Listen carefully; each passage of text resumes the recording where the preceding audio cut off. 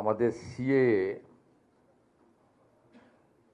Citizenship amendment অ্যাক্টের যে CAA শুনানি এবং সার্টিফিকেট ইস্যুর অধিকার পশ্চিমবঙ্গ সরকারকে দিয়েছেন। আমরা জেলা শাসকদের মাধ্যমে দ্রুত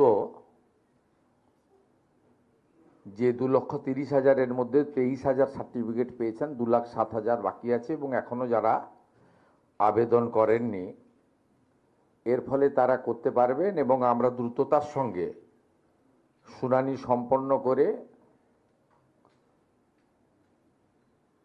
ধর্মীয় উৎপীড়নের কারণে আসা বাংলাদেশ থেকে হিন্দু শরণার্থীদের সার্টিফিকেটও দিয়ে দিতে পারবো। এই অধিকার রাজ্য সরকার এখন আমার কাছ থেকে বুঝে নেবেন আপনারা। বিশেষ করে আমাদের হিন্দু শরণার্থী মতুয়া যারা দীর্ঘদিন ধরে আশায় ছিলেন, যারা আমাদের ক্ষমতায় বসিয়েছেন, এবারে সার্টিফিকেট আমার কাছ থেকে বুঝে নেবেন। এই দায়িত্বভার ভারত সরকার আমার হাতেই দিয়ে দিয়েছে। তার গেজেট নোটিফিকেশনের কপিটা আমি আপনাদের জানালাম।